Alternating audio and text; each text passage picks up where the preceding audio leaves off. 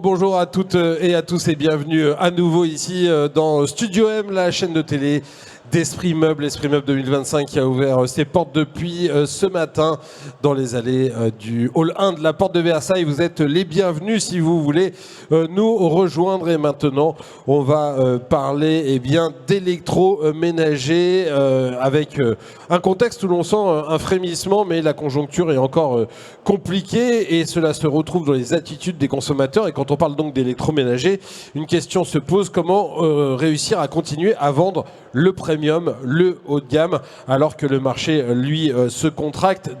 Débat qui est donc ultra concret et très passionnant et que je vais avoir le plaisir de mener avec Éric Chorgian, éditeur de Neomag. Bonjour Éric. Bonjour Jérôme. Neomag qui est le média digital de référence. Exactement. Quand on parle d'électroménager. Et nos deux invités, donc Yann Martial, directeur France de Liber Division Réfrigération et Congélation. Bonjour Jérôme. Ça fait une longue carte de visite. Pas facile à dire. Liber, pas vous, qui fête ses 75 ans donc cette année, évidemment avec un positionnement premium. Avec des produits qui proviennent quasiment exclusivement de l'UE. Avec nous également Frédéric Dussault. Bonjour. Bonjour Jérôme. Directeur commercial de Novi France. Novi qui est, elle, a plus de 100 ans, la marque, et Exactement. Qui est aujourd'hui spécialisée dans les tables de cuisson avec cote intégrée dans les groupes encastrables. Et Novi qui mise, on va le voir beaucoup, sur l'innovation. Éric, pourquoi Neomag? Oui. Pourquoi as-tu choisi ce sujet pour la table ronde d'aujourd'hui? Bah écoute, c'est pour moi un sujet vital. Aujourd'hui, avec l'actualité, on parle beaucoup de low cost, de marques de distributeurs, de production locale. C'est des sujets qui sont sur le devant de l'actualité. Et je me suis dit qu'effectivement, dans l'électroménager, c'était quand même quelque chose sur lequel il fallait aussi débattre, et notamment sur la création de valeur. Donc là, on a deux représentants d'industriels européens qui fabriquent du premium dans l'encastrable. Donc c'était pour moi évident que ça se devait se faire à Express Cuisine. Et on va leur donner la parole et tu interviens bien sûr quand tu veux. Quand on s'intéresse à vos produits à tous les deux, Yann Martial, Frédéric Dussault, comment il va ce marché en fait? Comment ils sont les chiffres? On parlait de frémissement, on parle de conjoncture difficile. Ça, comment pour vous? Alors, pour le froid, je vais vous parler du segment sur lequel Liber opère depuis plus de 70 ans. Mais le marché du froid, il est sous pression. On voit quand on prend des chiffres de revente GFK, c'est un marché qui est à peu près de 1,5 milliard d'euros et qui est en retrait de 3%. Avec, à l'intérieur de ça, une dynamique forte de marques propres qui pèse quasiment plus d'un appareil sur deux sur le marché aujourd'hui. Et quand on met ça sur le marché des marques vers la distribution, donc le GIFAM, on voit un marché du froid en cumulé à la fin octobre à moins 12, qui sort d'une année à moins 20 l'année dernière. Donc quand on dit le marché est sous tension, effectivement le marché est sous tension depuis maintenant post-Covid. Marché donc très compliqué dans le domaine de la cuisine, des meubles encastrables et de tout ce que vous pouvez fabriquer. Pour vous, comment ça se passe? Écoutez, nous aussi on est sur un marché sous tension. Si on regarde, donc Novi, vous en parliez tout à l'heure, donc on intervient en effet sur deux grandes familles. Donc la famille de l'aspiration, c'est une taille de marché de 260 millions d'euros, un business très focusé dans l'environnement de la cuisine, 70% de valeur est faite sur ce segment-là. Et un deuxième marché complémentaire, qui est le marché des tables à induction, sur lequel vous retrouvez ce fameux segment dont on a beaucoup parlé, qui est le segment des tables aspirantes, qui aujourd'hui pèse 80 millions, données GFK, revente marché. Donc nous, Novi, on a vraiment nos deux jambes pour avancer sur ce marché-là. Segment aujourd'hui des tables à induction, données GIFAM, en effet, on est sur du retrait volume, retrait valeur, aux alentours d'aujourd'hui 7%. Et sur le marché de l'aspiration, un retrait un peu plus important sur la partie valeur, 10%. Donc en effet, on subit de plein fouet le recul en tout cas et les tensions que l'on connaît dans l'environnement de la cuisine. Donc marché compliqué, néanmoins vous représentez des marques qui sont des marques premium. Est-ce que on cède à la tentation de la baisse du prix face à la contraction du marché, ou en tout cas de la moindre évolution du prix face à la contraction du marché, ou est-ce qu'on essaie de les maintenir quand même? Alors ce qu'on voit sur le marché aujourd'hui, sur le marché du froid, en fait, on voit l'émergence forte du poids des marques propres qui, de facto, abaisse le prix moyen. Le prix moyen, il a baissé d'à peu près 3% en cumulé sur le premier semestre. on voit les marques en général de plus en plus sous pression, notamment les marques cœur de métier en fait. Pourquoi? Parce que justement cette pression de la marque propre vient manger sur leur territoire après des années de hausse de prix en fait liée à toute l'inflation des coûts des matières. Donc oui, il y a cette tentation de la promotion qui devient de plus en plus intense. Même constat chez vous, pas chez Novi, hein, mais sur le marché en général. Alors, oui, sur le marché, vous retrouvez la même problématique, avec en effet une bonne part d'acteurs qui sont dans une démarche d'aller pousser, de travailler le prix. On le sait tous, c'est quelque chose qui est très facilement reproductible. Donc aujourd'hui, la stratégie par rapport à ça, c'est plutôt de conserver une approche importante sur l'innovation pour maintenir le bon cap. Voilà. Alors, comme dans tous les secteurs économiques, hein, on voit qu'il y a un milieu de gamme qui souffre énormément. Il y a un low cost qui prend des parts de marché parce qu'il est low cost. Maintenant, la question, c'est comment se comporte le premium. Est-ce que le premium souffre aussi parce qu'il est trop cher, ou est-ce que ça reste un compartiment du marché, une niche du marché qui arrive à se maintenir justement parce que ce sont des produits d'exception et qu'on ne trouve pas ailleurs? Yann. Alors le premium, comme tous les marchés, subit finalement beaucoup d'attaques. Et je pense que vous l'avez vu dans l'environnement journalistique, beaucoup de marques qui se sont revendiquées post-Covid dans une approche de premiumisation de marché. Et comme j'aime bien le dire, il y a le vrai premium et les pâles copies. Avec Eric, on est solidaire de notre profession, mais c'est pas de notre faute. Hein. Voilà. Non, mais il n'y a pas de souci. Mais nous, je dirais, chez nous, quand on parle de premium, il y a finalement toute la partie industrielle qui est derrière ça. Vous l'évoquiez tout à l'heure, produire en Europe est une vraie valeur ajoutée. J'aime bien parler de toujours l'osmose des hommes et des produits. On a aujourd'hui une usine avec 200 personnes sur 20 000 m² qui produit plus de 100 000 hôtes par an, destinée au marché européen, maintenant avec une grande ouverture sur le monde aussi. Donc tout ça, c'est une approche de premium quant à l'outil de production. Donc demain, on a cette valeur ajoutée qui est clé. Et bien sûr, l'innovation, si on regarde les 2 dernières années au niveau de la marque, aujourd'hui, chez Novi, on a beaucoup développé toute la gamme d'induction avec l'an dernier les fameux inducteurs sous plan de travail, qui étaient stratégiques pour notre marque de dire demain Novi avance sur 2 jambes, la partie induction et la partie ventilation, et finalement le segment des tables aspirantes qui est le lien entre tout ça, quoi. Chez Liber, comment ça... Eric, tu veux dire quelque chose? C'est important de dire qu'effectivement, à un certain moment, le marché du premium a augmenté, sa part a augmenté, et que beaucoup d'acteurs se sont engouffrés. Et ce que disait effectivement Frédéric, revendiquer le premium. Mais derrière, effectivement... Du premium qui n'en était pas vraiment, quoi. Ça dépend, il y a du marketing. C'est du premium marketing, mais pas du premium produit. Je pense qu'en période de crise, aujourd'hui, le consommateur, il va regarder vraiment ce qu'est le premium, la durabilité. On parle beaucoup de durabilité. Là, vous avez des produits qui sont construits dès l'origine pour durer dans le temps, pour être réparables. Et voilà, le premium aujourd'hui, ça va être quelque chose de. C'est pas du statutaire. On en a échangé là-dessus avec Yann en préparation. C'est pas le luxe. Le premium, c'est la durabilité, quelque chose que vous allez vous accaparer. Et dans la cuisine, vous construisez une cuisine pour 10, 15 ans, vous n'avez pas envie d'avoir quelque chose qui ne va pas tenir la durée. Ça, c'est sûr. Chez Liber, donc marque premium depuis quasiment toujours, depuis l'origine, est-ce que ce label qui est apposé à la marque vous permet de mieux résister au marché que les autres?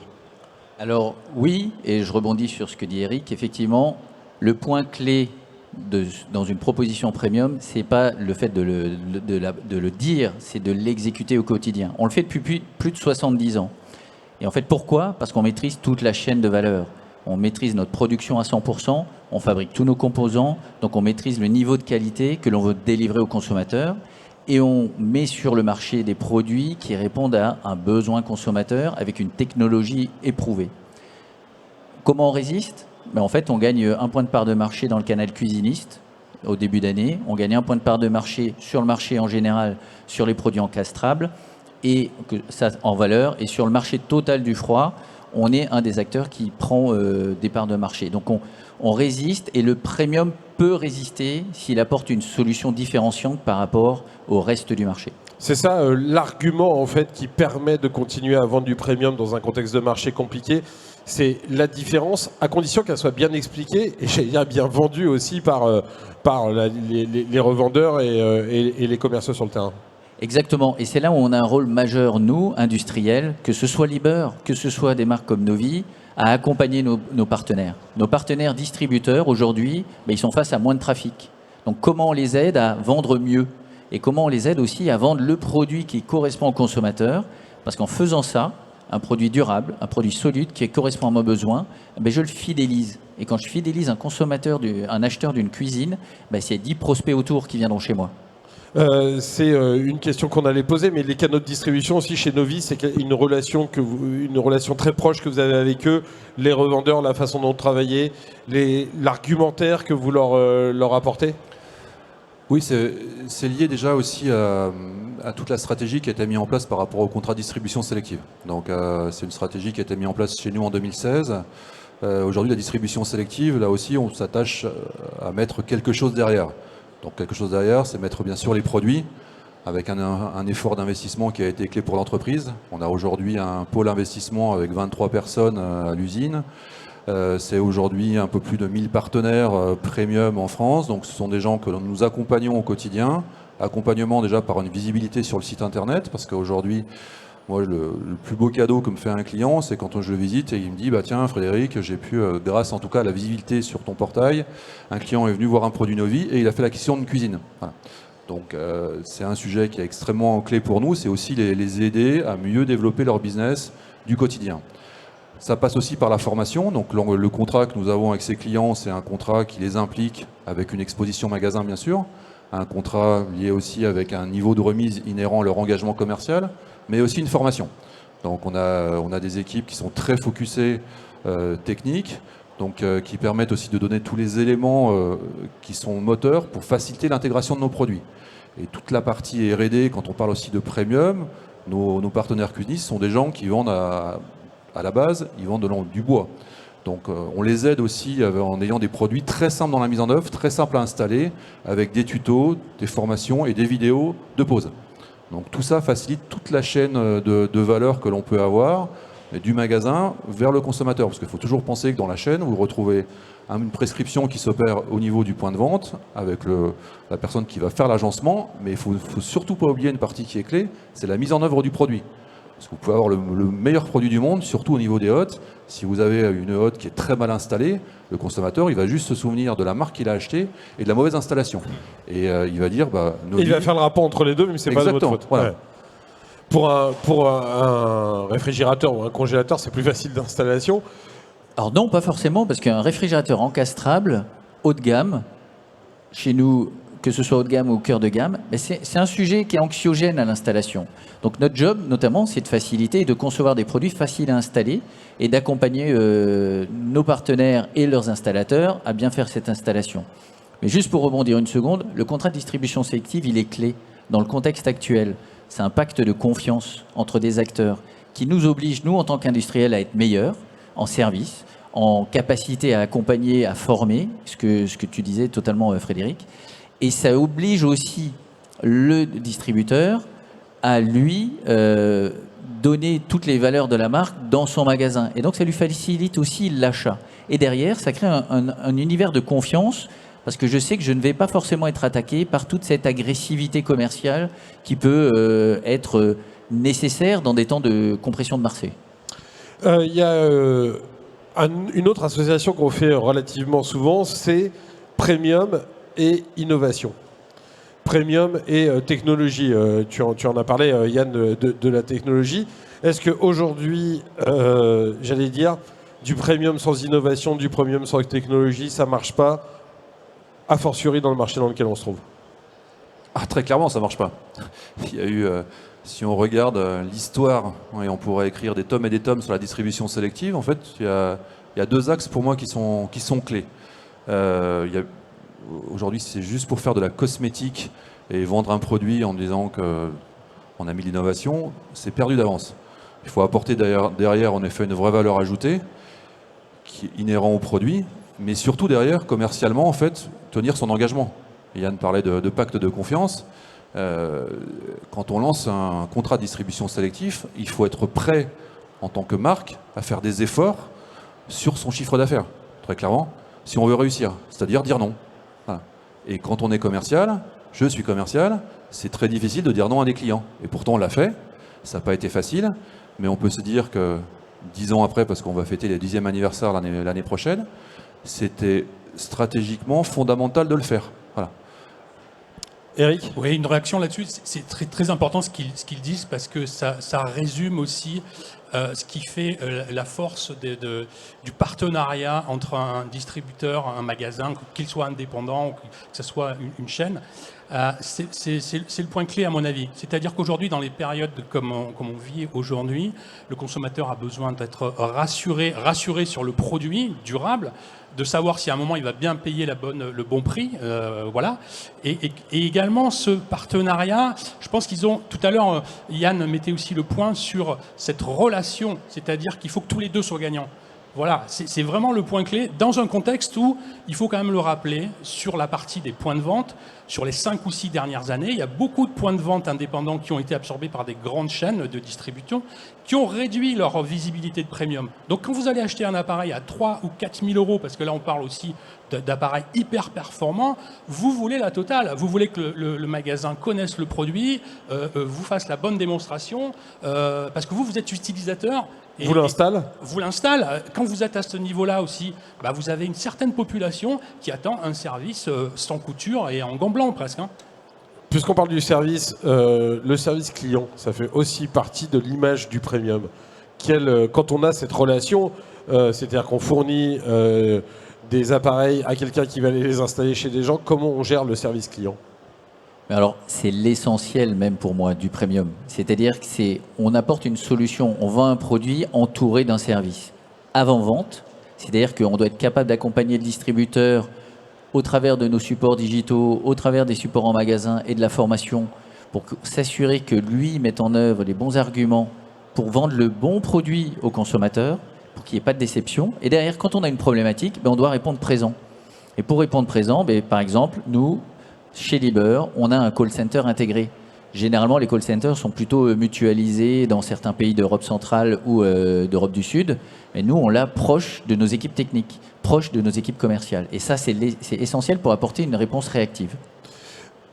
Même question sur le service après-vente. Comment on le gère chez Novi quand on a des objets donc, avec de la technologie, avec des problématiques d'installation ? Comment on accompagne les différents partenaires avec lesquels vous avez ces fameux contrats ?